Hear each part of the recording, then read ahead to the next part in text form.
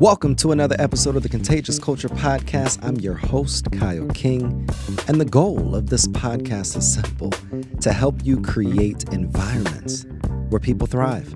Through real conversations, practical strategies, and powerful stories, we equip leaders, educators, and change makers just like yourself to build cultures rooted in purpose, performance, and authenticity.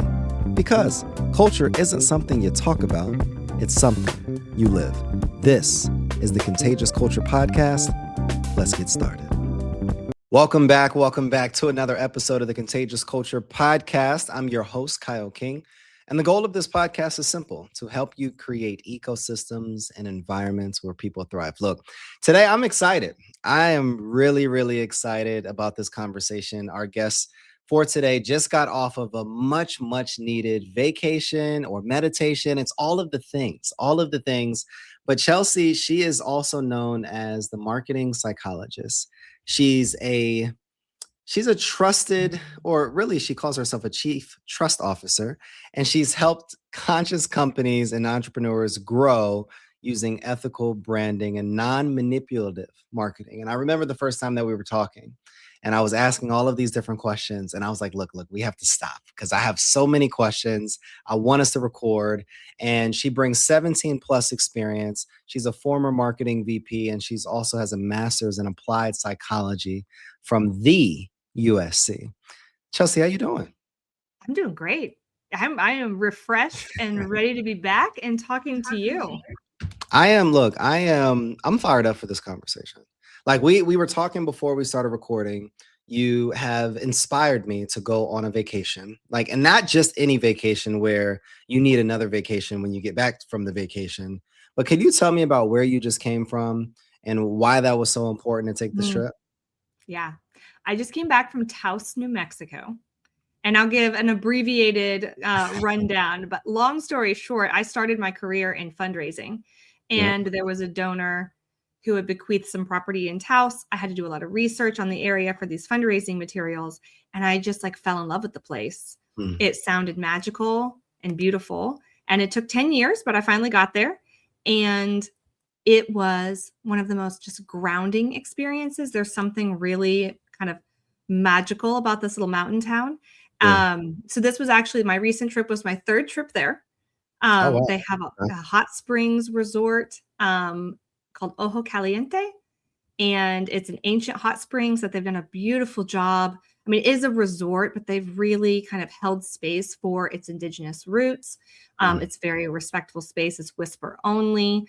And it's soul restoring. It's not your Mai Tai on the beach vacation. It is when you were vacation / meditation, something it really is a soul restoring type of experience, and very well known for art and artisans. And I spent a whole day, the second day, going around the plaza, just talking to all the shop owners and learning about their creative expression. And, it was wonderful.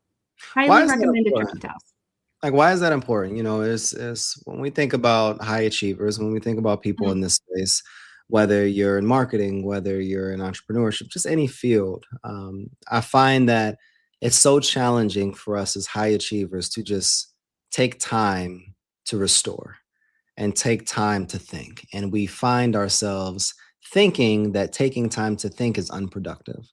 But what has this really allowed for you to understand about what's next and understand about yourself? And how important was this to you? This was the first time I had really stepped away in 2 years. Wow. I did not take my computer on this trip. Oh, wow. This is I know. I saw your eyebrows. I was like, I know. I was walking away from the house okay, wow. I'm going to be okay. I think so. In addition to, my long list of accolades that you read in my bio, I'm also a belonging researcher. Okay. What does that mean? So in grad school, I started doing some empirical research on the construct of belonging. So belonging is actually in Maslow's hierarchy of needs in the 60s. It gets a little bit overlooked. We've started talking more about belonging in terms of DEI and things like that. But belonging is a core human need. It's actually just as important as food and water. It just won't kill you as quickly if you don't have it. Um, but if you have a lack of belonging, it does affect your physical and mental health Now, in could you very tell real me, like, ways. define what that would mean though? Because I think that I'm super big in definitions and words, and I Mhm. don't know if it's the former ELA teacher in me. But for somebody listening, like, how would you define belonging outside of just how DEI communicated Mhm. as well? Yeah. So when I was doing my research, there's many definitions of belonging. And so part of the work was kind of distilling down what is the essence of this. And effectively, belonging is a core human need to feel connected. Hmm. Now, here's where I think it's important to note you cannot actually belong to and with others until you belong with yourself, Oh, okay. right? Because you can't show up authentically if you don't really know who you are and Hmm. what you stand for. So, bringing this full circle back to like, why is it important to have these soul restoring pauses and moments?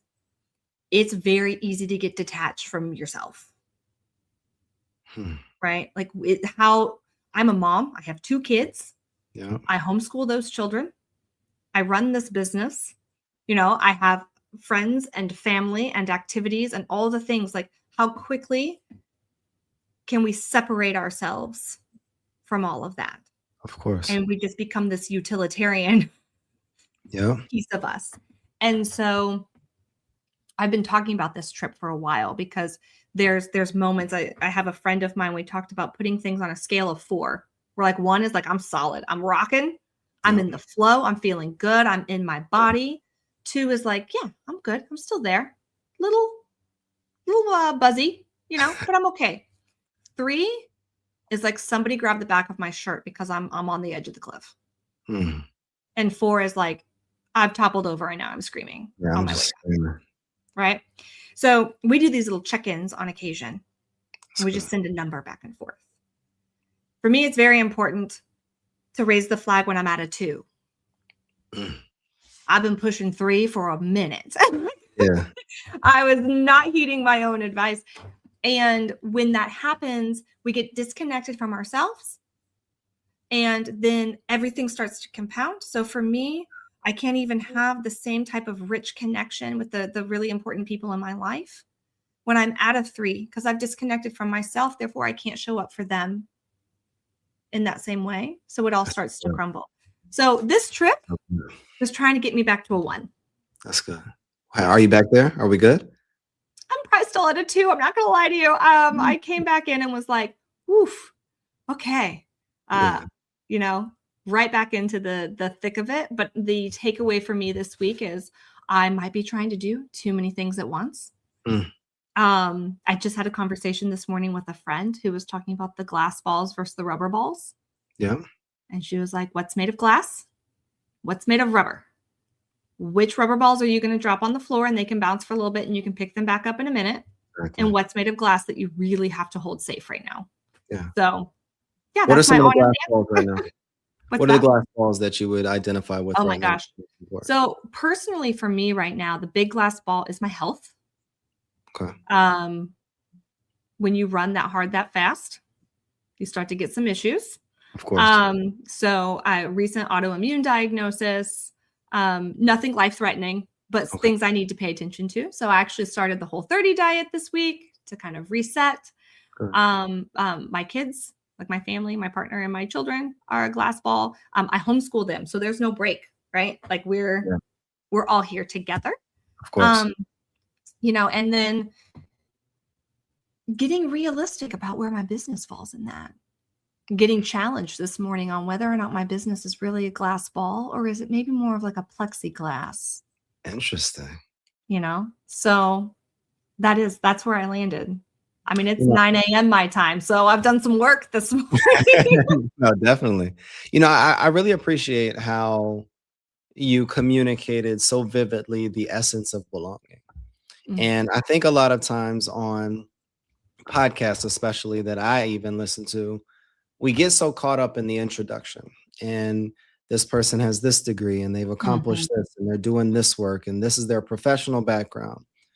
But I love what you communicated in regards to belonging is that we can't essentially fully belong to someone or something until we belong with ourselves. And we have to be in tune and understand who we truly are. Chelsea, what would you want people to understand about you that oftentimes they don't take the time to really ask? Okay. The first thing that's surfacing for me is a picture I took just for me. I didn't post it anywhere. Yeah. I was at the kids' homeschooling co-op yesterday because I Okay. have the flexibility of working kind of wherever. And I go into the office to take a client call. And I look out the window. Now, this is like a 1920s remodeled building, old Yeah. schoolhouse. And I look out the window, and there is fields with a little bit of snow left because we got some snow. It's Yeah. melting. Big concrete silos and a herd of cattle. And I had this deep sense of just contentment. Mm. I grew up on a farm in rural Kansas. Okay. I love the land. I love to fish. I love to camp. I have a wood. I chop my own. I have a wood. I have an axe. I chop my own wood. I was Like, gonna say you have a wood. That's a new. again, it's early. But in that moment, what came to me was feeling that contentment and then immediately feeling like, oh, well, I'm getting on all of these virtual spaces where this image of success and entrepreneurship includes jet setting and beaches. And look at this room I'm in, and look at me posing next to this crazy guru influencer who I stood next to for 30 seconds now makes me credible. And let me add 10, 15x, into a sentence that I wrote. And I'm just not interested in any of that. That's good. Right? Like, what I want people to know is, like, yes, we live in a world where we have to make money to survive. And I have gotten to a point in my life that although I was very successful in corporate and could make lots of money there, what's more important to me is living out the values that I want my kids to also have. I think that in this state that we're in right now, parenting is really important. How you raise your kids up is important. It's real work. Agreed. And how do I show them that? And so creating the marketing psychologist is really to recenter business around humanity, and not because it sounds good, but because I want to do things that help people that, yes, can make me money because I have to survive and raise my kids, but also in a way in which I can sit at the homeschool next to the cattle and do my work at my pace, and check all of these boxes all at the same time. That's such a different perspective that I believe that even more now, a lot of people, especially myself, would appreciate. And oftentimes in entrepreneurship and just in our economy in general, it's lacking authenticity. It's lacking vulnerability. It's lacking the slowing down of pace so that we can actually pay attention to the things that matter to us the most, the glass balls in this case. But you've built a company that is not just an amazing model, but it's also built in your values that you model on a day-to-day basis. How would you define, though, what the marketing psychologist is? What does that mean? Yeah. So the marketing psychologist is a through line from all of the research that exists in brain science and applied psychology, and even clinical psychology to agree, over to the acute implementation of what this looks like in business, specifically in branding and marketing. So one of the things that I found when I came out of corporate, I was an in-house for 17 years. I've worn every hat. Wow. I can do paid, I can do PR, I can design you a brochure. Like I could do all the things. What do I really want to do? What is this intersection? With clients, I call it my value aspiration. Yeah. What is the intersection of what I want to offer at this higher level to people, and what is the higher level value that people are seeking, and how can I fill that gap?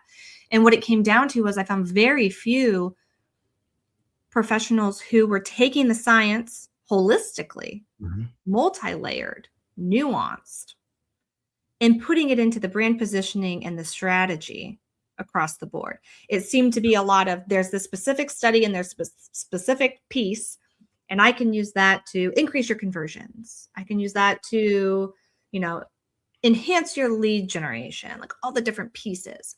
Yeah. It was all very one-sided. And to me, business is just a bunch of jargon around people working with people. Like a brand is just a relationship. It's the representation of a relationship, and marketing is the amplification of that to others. And so that was really the foundation of it. And it's been evolving since, honestly, because different people need different things. And so the services that I offer and the way that I approach this, because the marketing psychologist is just a little baby business. I went into full-time entrepreneurship in fall of 24. Oh, wow. Okay. And I went back and looked at when I created the brand assets for the marketing psychologist, and it was around January-ish of last year. Wow. So the marketing psychologist is actually just about a year old.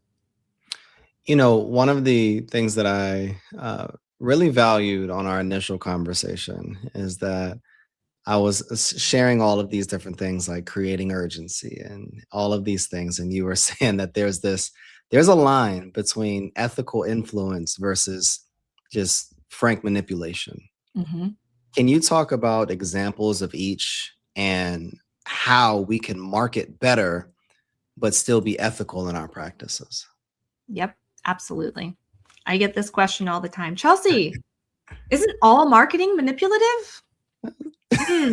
Good question, because marketing is designed to be persuasive, right? I'm a big fan of Dr. Robert Cialdini's work, and he started an institute called the Cialdini Institute.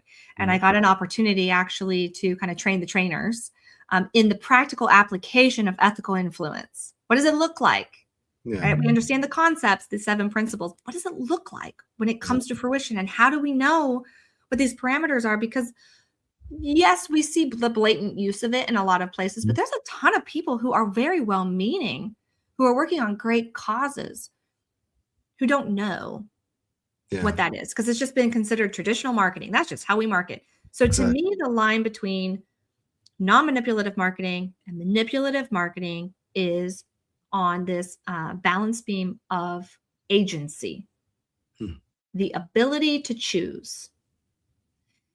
Depends on how we're influencing the choice. So for instance, let's say you go to an e-commerce website, right? And there is a 20% off sign on it. And that's only going to last for 48 more hours, 36 more hours, 12 more hours, whatever it is. And there's a countdown. This is creating a sense of urgency, right? Now, what if we buy it or don't buy it, and then we get an email 2 weeks later, 20% off before it's gone? It was just on 20% off. Yeah. That's manufactured urgency, and that is manipulation. Okay. Now, let's say you are actually running a sale for whatever it is that you're selling, and it's going on. It's a seasonal sale. Let's say it's seasonal sale. You run a boutique, and you're transitioning into a different season, and you're going to get rid of these clothes, and they're actually not going to be there anymore. And so you're going to run a sale to try to get people to buy them. Right? But that sale is going to end, and it's for that specific reason. That is not manipulation in my book, because it's true. It's real. The intent there is honest. Right? So I look at these things. There's the core tipping point of agency, and I use 4 core pillars that pull in what I call relational psychology into an ethical brand relationship. So if you remember, I said brands are relationships. There are 2 ways, right? So I bring in consent, which is to me transparency. What you see is what you get. What is your intent? Yeah. Right? Is this real? Reciprocity. Reciprocity is a give and take. This takes time. This is not something you don't just you and I don't just have an exchange in a comment on LinkedIn and go, oh, we have rapport now. We've built reciprocity. No, we have not. This happens over time in give and take and back and forth. Then we have trust. Trust is a big one. I'm currently writing an article about trust inflation. And how it's now like the buzzword, right? It's coming up everywhere, and trust. And, but trust is real, but not in the way that a lot of companies are claiming that they're building trust, right? So trust takes these other two. You got to have these two first. And if we agree that reciprocity builds and takes time, that means that trust getting there takes time. Of course. Right. And consistency.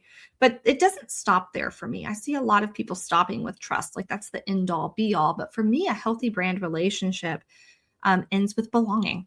So we're back to belonging. It is. So it ends with belonging. I would think it would begin with belonging. That's interesting. So let's talk about what we know about belonging. Right. You have to belong to yourself before you can belong to others. How many of your consumers can accurately articulate what they're actually looking for if 95% of their decision-making is occurring in the subconscious brain? It's perspective. Right? So you have to build that rapport.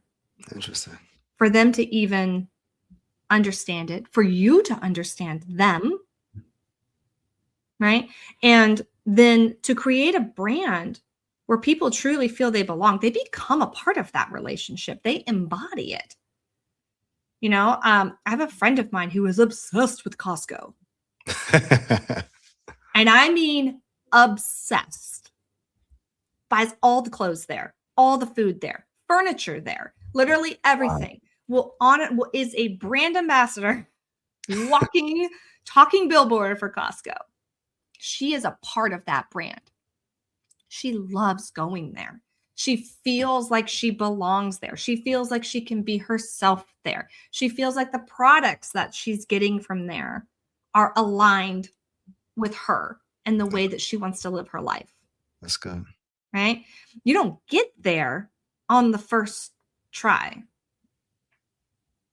So what do you do to be able to get there then? Like what is, I think about all that you're communicating, and it's completely different than how I've been taught in school, as well as with mentors, and even a lot of the industry today, like how I've been taught over the years.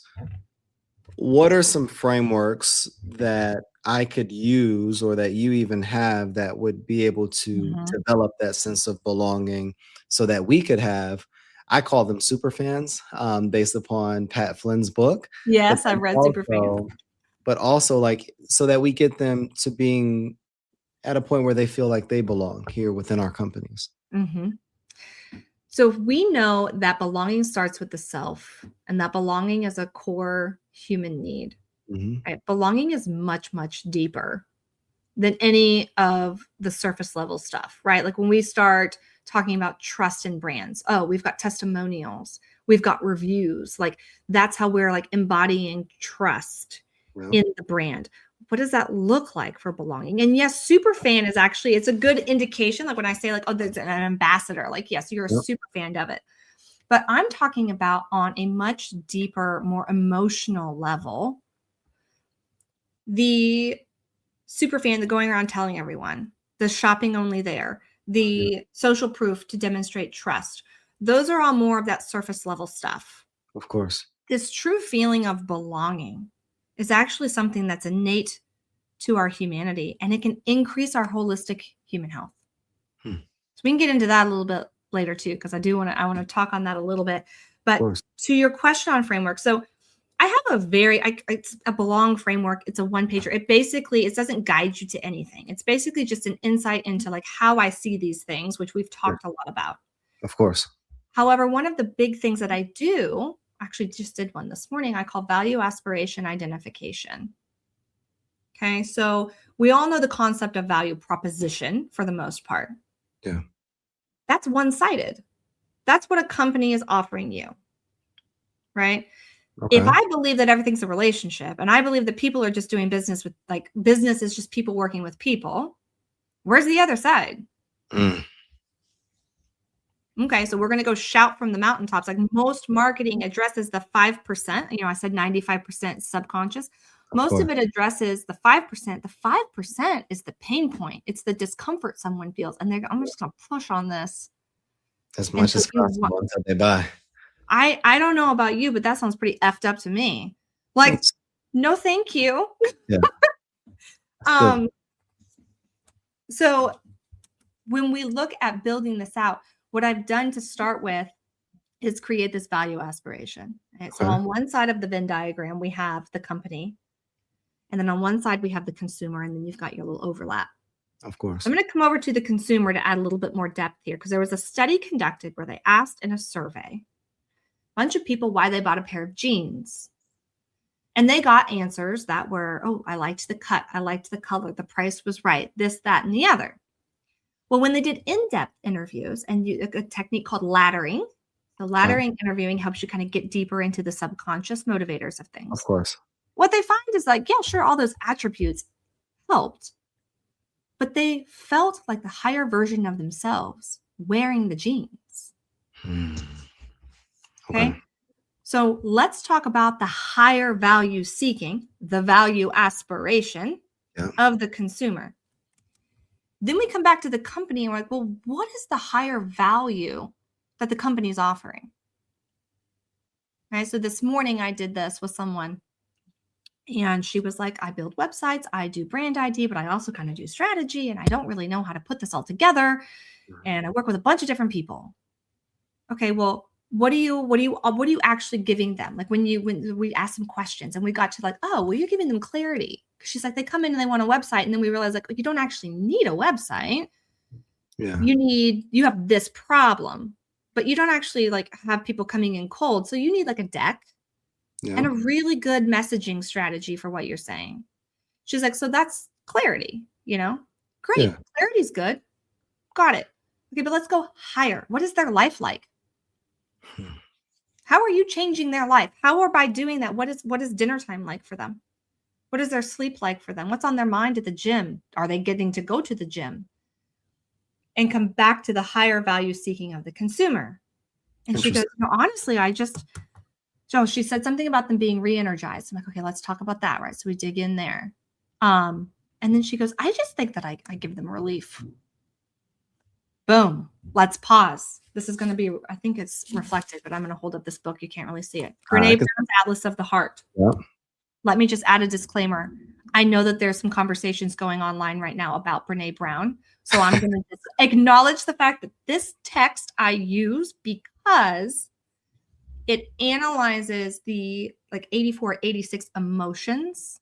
Okay. There's no narrative in it. It's a research book that categorizes emotions based off of research. In today's day and age with things happening, I think it's important to note when you're using them as reference material. However, okay, she said relief. Okay, so light bulb goes off. So let's open this puppy up and we go, and these emotions are categorized into different buckets. And if you go find relief, it's in number 11. Places we go when life is good. Okay. So then I go to page 202 or whatever it is, and I go look up relief, and I say, okay, I'm going to read this back to you, and I want you to tell me if you think this is the way that your clients feel. And where we land is, pardon my flipping here, feeling tension leaving the body and being able to breathe more easily, thoughts of the worst being over and being safe for the moment, resting and wanting to get on to something else. Interesting. You know what she told me earlier in that conversation? She said most of these people are entrepreneurs and small business owners, and they wanted to do it themselves. They couldn't get it done. And honestly, it's like once they have it, they feel like they can up level. They can move on to something else, right? Mm-hmm. So once you have that value aspiration intersection, that's what she's offering. That's what they're seeking. Now she can go reverse engineer. Okay, what's your value ladder? What are the 3 different ways that you can offer relief through your services? Now we can take that relief and we can anchor all of your messaging in it so that when people are receiving it, you're being mirrored. Like Jay Abraham says, if you can define the problem better than the person with the problem, they'll assume you have the solution. Exactly. right? But if you're coming from this genuine place of like, I can help you with this, and you write your messaging in a way that empathizes with people, Yeah. right? It all hits the limbic system before the prefrontal cortex. We are feeling before we are thinking, even if it's mere milliseconds. So think about if you receive messaging that actually calms your nervous system because it's grounded and reflecting exactly what you're feeling, Mhm. right? And then the subconscious is paving these synapses because it's going, oof, yes, that's me. You're creating a brand relationship to where even if that's the first time they saw it, you add a little repetition, pain point gets bigger. Guess where the brain is going to go? Hey, it's Kyle. Sorry to interrupt your programming, but I got a quick culture check for you. How's your team's energy right now? I mean, literally, right now. Are people feeling inspired? Or are they just showing up? See, here's the truth. Culture doesn't change because we talk about it. It changes because we live it actively every single day. And that's what I help organizations do. Build contagious cultures that people actually want to be a part of. Through keynote talks, interactive trainings, and hands-on consulting, I help leaders transform the way their teams connect, perform, and grow. So if your culture needs a little bit of spark, let's light it up together. Visit theculturelab.org, again, theculturelab.org, or connect with me directly on LinkedIn at Kyle S. King to learn more about how we can work together. Because remember, your culture is contagious. Make it worth catching. Now let's get back to the program.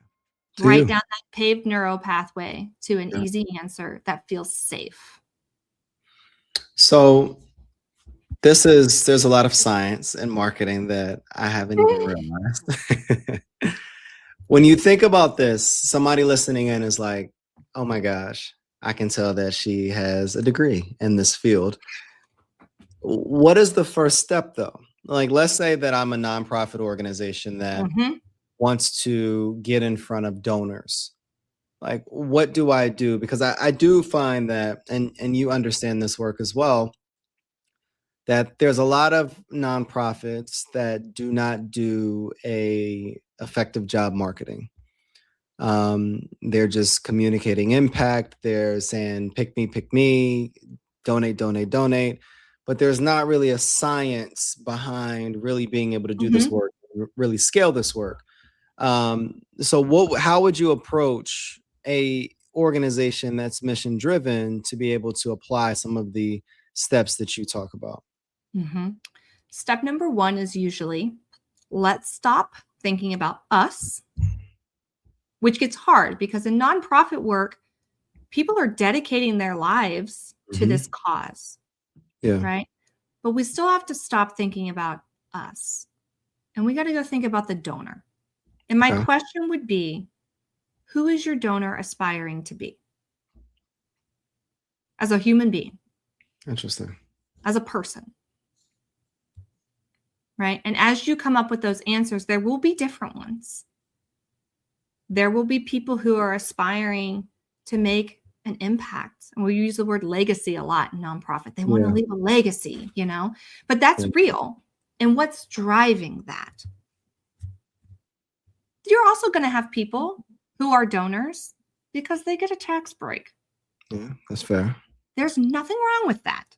But you got to hold space because the person who wants to leave a legacy also probably is savvy. I mean, if you're talking to someone who has the capacity to donate large sums of money, they're smart.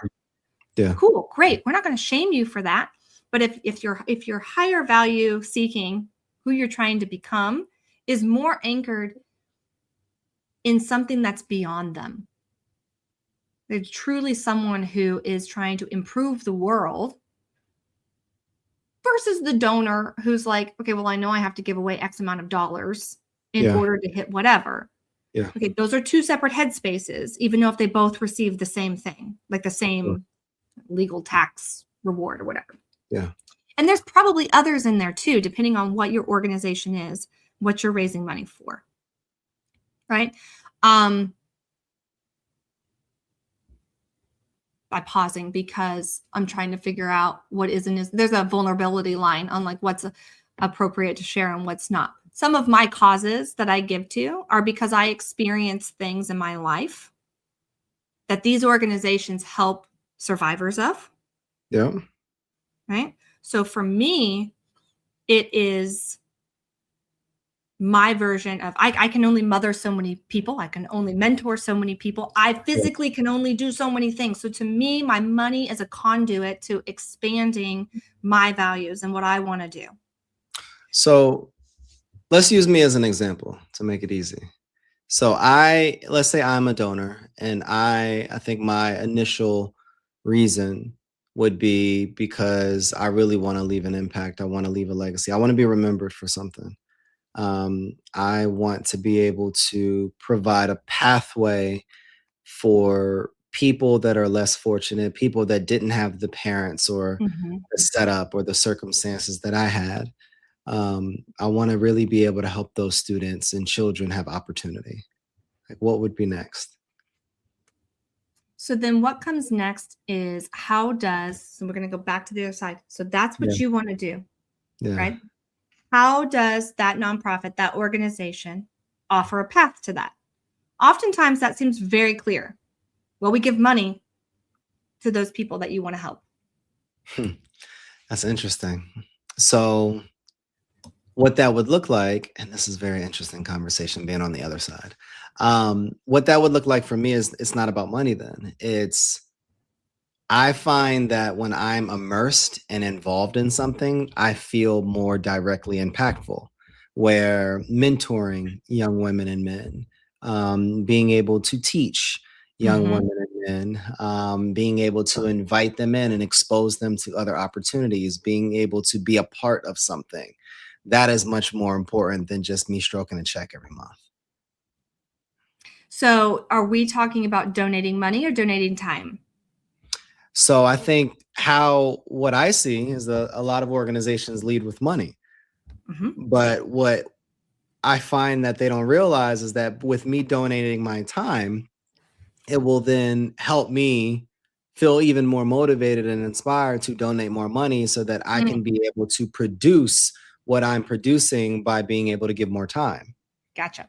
So you're talking about the pathway into the organization actually starting with donating time and presence over money. Yes. Yeah. Which when we talk about building reciprocity, trust, and belonging, I think that's a very fast way to get there. Interesting. But how many donors feel the way you do? I don't know. I don't think that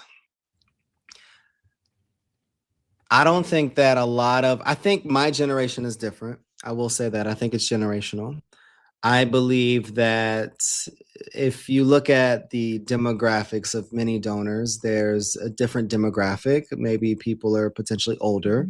They're retired and they're on the back end of their careers, and they're not wanting to potentially mentor a group of students. They're not wanting to volunteer here and there.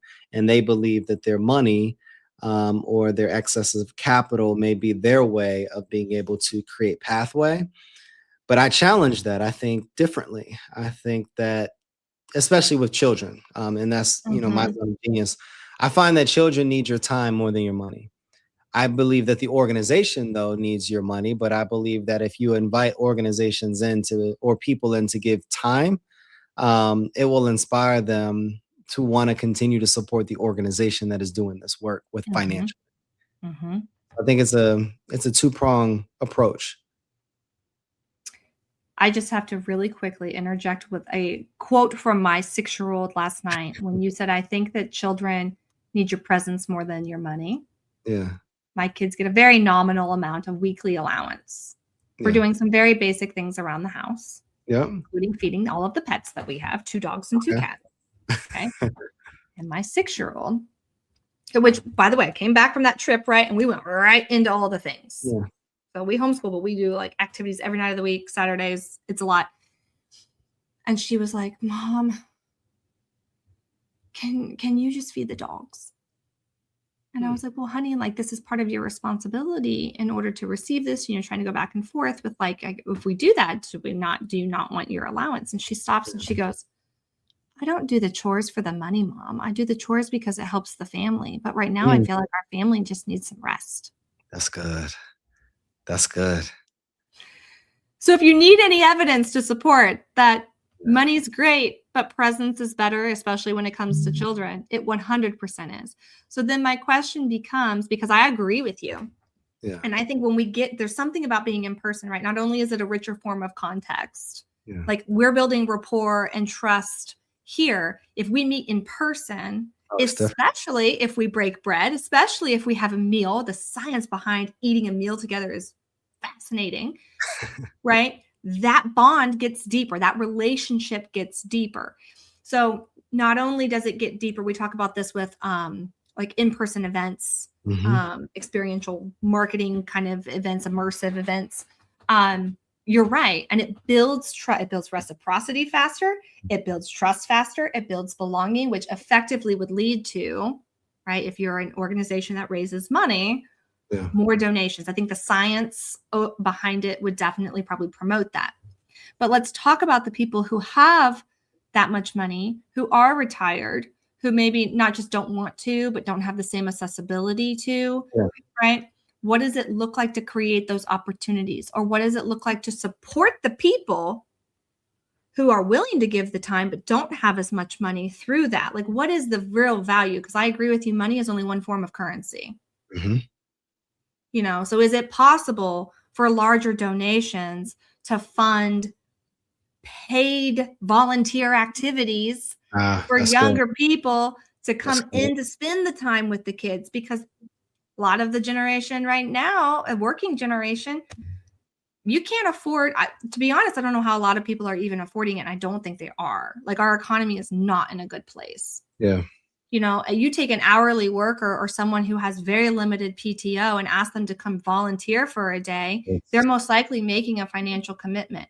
Is there a way to have paid volunteer opportunities that offset that, so the people who have the money are still able to give the money and you can get the presence, right? But then how do you bring it back, right? We want to make sure that the people who gave the money still feel that personal connection, right? If there's somebody, how long does all of these people are on phones? Are we taking a quick video? You know, are we, hey, I'm here. You probably can't show the child because they're under the age of 18, but like, hey, my name is so-and-so, and I am here today because you gave money. Thank you so much. We're going to go play this. We're going to go play a game of checkers. We're going to go to the park. We're going to do whatever. And that's where that reciprocity comes in. Exactly. It's interesting that you say it. And as you explain, I'm starting to see your framework in real time, and how it's a relationship developed. It's like, all right, I may have developed or given money or donated money, but what am I doing on the other side of the receiving side that is going to show you that I appreciate you? That is, even if you can't come to our establishment, I'm going to communicate, or I'm going to build this rapport with you virtually or in person, or however I do this. When you think about the leader that's listening in, what is 1 to 2 things that they can do right now that will start to increase their conversions, that will start to build and develop that relationship, that they can start implementing in their marketing strategies, or implementing within their business practices starting tomorrow? Goodness, what a question to ask somebody on the fly. Gosh, 1 to 2 things. The first thing is always going to come back to the headspace of the audience. Okay. Take 10, 15 minutes and ask your people. In organizations, especially larger ones, the leader, unfortunately, is honestly the one who ends up the furthest away from being able to empathize with the audience. I agree. They're living in a different world. Yeah. You could do a quick survey for your staff.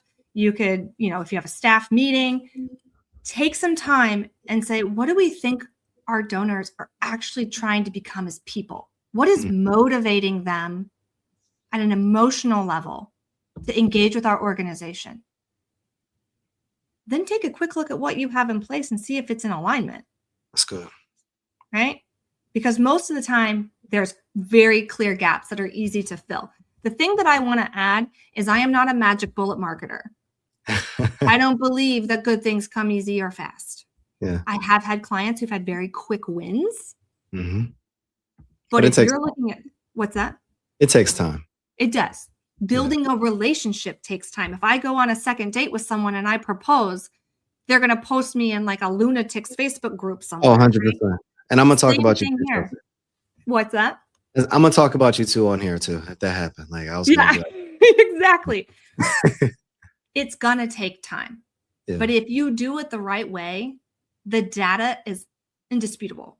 306% increase in lifetime customer value. Wow. If you build an engaged audience, which to me and my terms is you're building a belong brand, right? You can increase your profit margins up to 30% before anyone will balk if you have built trust into the brand relationship. Somebody hires you tomorrow, Chelsea. What does that engagement look like? What does working with Chelsea look like?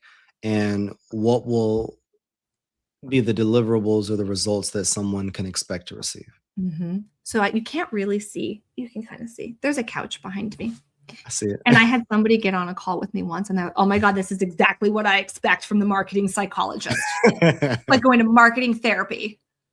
And to be honest, it's a lot of questions that people don't usually ask. So the way I explain what I do to people, and this would be the first spiel you would get probably before we signed an engagement. The brain loves metaphor.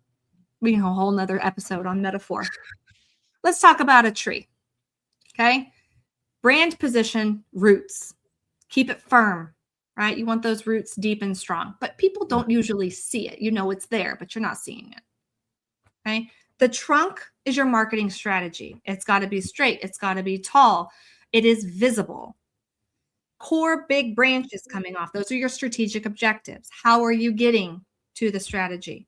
From there, you have all the little twigs, right? You have leaves, and you might even have some fruit. Those are all your deliverables and your tactics. This includes things like your website, your email, your social media, your direct mailers. A great visual, Chelsea. I need to say that. I'm a visual person and I can literally see it. And there's somebody on here, especially myself, that focus so much on the website and the presence on social media and what platform am I going to use or what AI integration am I going to use, but they're not clear on their positioning. Yep. And that is so good. Well, I'm going to take it a level deeper, quite literally. Okay. If you're planting a garden and you have a master gardener, the very first thing that gardener is going to do is take a soil sample. Yeah. And they're going to go, is there enough nitrogen here? Is it too sandy? What do we need to do to the soil before we even plant the darn thing? That's where I start, is the soil. Value aspiration, emotional resonance, psychological obstacles. All of those things are the soil. We make sure you're planting your tree in a fertile, rich place. So as we do and we build that brand positioning, it actually has a standing chance. What are some of those questions that you ask? I'm interested. Like, what are some of these questions, even if it's one or two, that you're asking in these conversations that even I could probably reflect on in my own brand? So the first one I usually ask is, what do you offer? Okay. Right. That's an easy one. Easy one. People will give me services. They'll give me products. Right. What does that solve? They'll explain to me what it solves. And then I'll say, how does that change somebody's life? And they'll go, oh. Sometimes people will keep going and like, oh yeah, well, it makes they have clarity and they can do these things. I'm like, yeah, but like when they're making dinner, how is their life different because they're working with you? That's so good. And that's where people usually stop. And it's the same thing again, value aspiration is where it starts. Yeah. Because once you identify that intersection, it's so much easier to reverse engineer everything because it's your North Star. You can come back to it at every single turn, even when you get to the point where you're handing off your storytelling pillars and your social media strategy, to the person who's implementing it. They can literally come back and ask that question, does this match this? Because we create a value aspiration statement, which is also typically where different taglines and things like that are derived from. So that's where I usually start. I want to challenge a perspective. So, Okay. in the world of virality, in the world of streaming, in the world of experimentation, when you look at social media platforms and you could just have a mediocre brand today, you go viral and now you're making millions of dollars. You can go streaming and you're streaming for 24 hours and then you could be able to blow up overnight. There's so much there's so much difference and experimentation happening that's leading um, the way, especially with brand positioning. Mhm. How do you integrate your philosophies into what oftentimes major brands are demanding from the drama of marketing of today? So the first, I'm a data person. I know you know this. I'm a research Oh yeah. person, right? So Oh when yeah. we talk about virality, to be honest, I try to avoid virality as much as possible because it Interesting. very rarely allows you to control your growth. It very rarely allows you to control your brand narrative. Hmm. Um, and it very rarely results in clients or alignment. So the one thing that I tell people all the time is visibility is not influence. That's good. Okay. Right? I have 12,000 followers on LinkedIn. I think that's a lot. I poured my heart and soul into it last year. I had like 1,800 when I started the year before. Yeah. But it's not mega, right? I have some other social platforms I'm experimenting with, but I think I'm gonna kind of leave them. But I run an entirely organic business. Everything is inbound, and it's not just referrals. I Wow. have companies that come, CEOs that get in my DMs and they're like, I think we need you, Okay. right? When you go viral, the Harvard Business Review did a study, less than 3% of that has anything to do with your target audience. 3%. Virality is less than 3%. Virality is superficial, right? I've gone viral several times, and let me tell you, none of them are when I'm talking about the core of my brand, who I am, and the value I offer. Interesting. It's I do agree with usually that. some one-off thing my kid says that's either deeply profound or hilarious, Yeah. or complaining about the system as it is, because we can all feel that. Mm. Virality happens because of this like initial surface level emotional reaction, Mm. right? Anger, fear, nostalgia, all of these, they tend to be rather surface level. That's good. So you can't expect a deep response from that. That's And to good. be honest, I would love everyone else to keep playing the virality game, because while you're all looking over here, we have this opportunity on the That's other good. side. Yeah. What do you wish one leader listening into this today would do? Beginning today or stop doing? Beginning today that would really be able to help them move more ethically and focus on that ethical influence Mhm. rather than their manipulative marketing tactics. I would do just a really quick, and when I say audit, it doesn't even have to be a formal audit, just a reflection Yeah. back to that question of, do my marketing practices empower somebody's agency, empower somebody's ability to choose, Mm. or do they try to control them? Because I firmly believe that if we build belong brands, right, that Oh, are mirrored to people and where they are, and we can actually send them messaging that when it hits the limbic system, we don't continue to spiral them and double down on their current state or their pain points. We can help regulate their nervous system.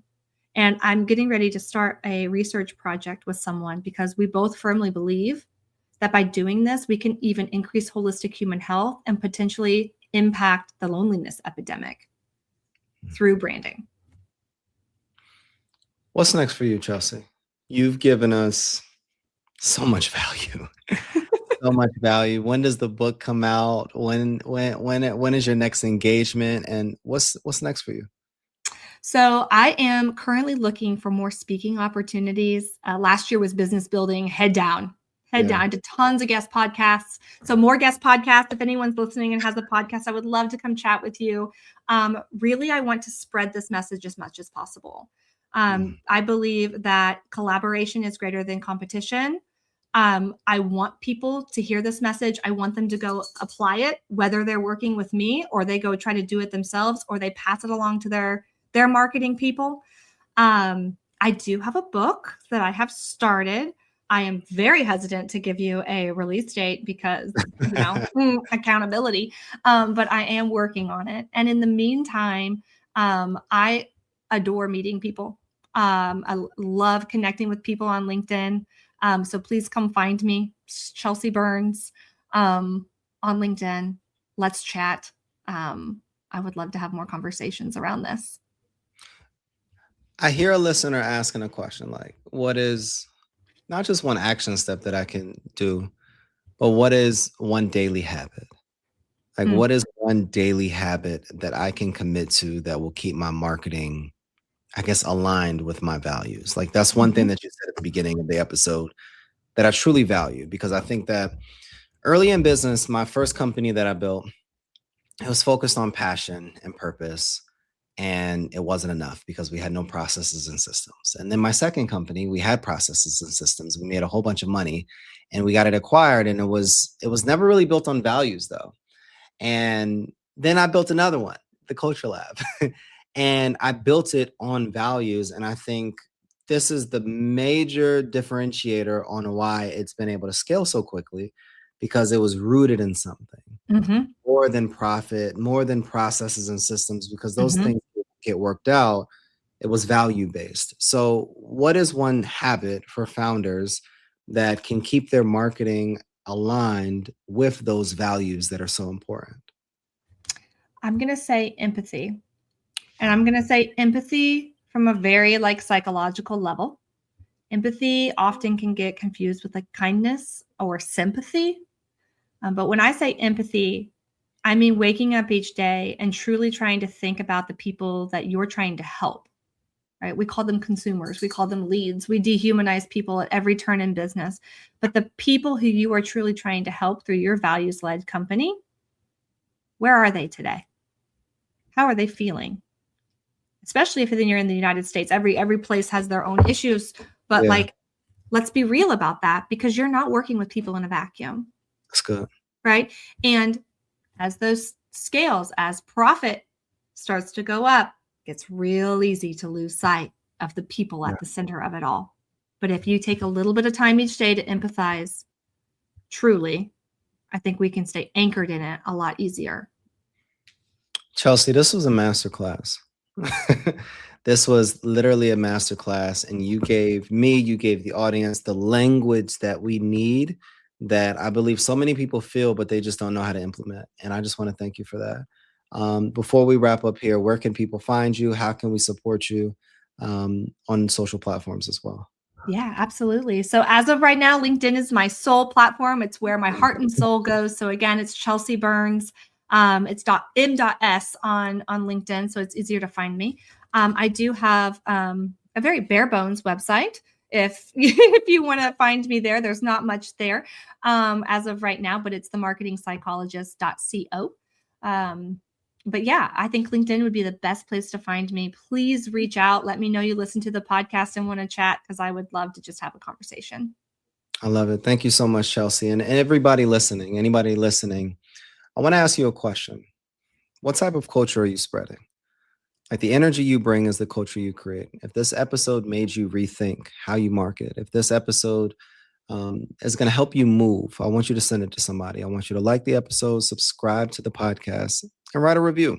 Let us know that how we can make things better, how we can empathize with what you need so that we can continue to spread this message. The energy you bring, again, is the culture you create. Go make yours worth spreading. I'll talk to you guys soon. Thanks for tuning in to the Contagious Culture Podcast. If this episode challenged or inspired you, hey, take a second to share it with someone who's building culture in their world. Make sure to like, subscribe, and leave a review. It helps more leaders, educators, and change makers just like yourself join the movement. You can connect with me on LinkedIn or YouTube at Kyle S. King for more tips, tools, and methodologies to be able to help you create this ecosystem of absolute excellence. Until next time, lead boldly, live intentionally, and remember, your culture is contagious. Make it worth catching.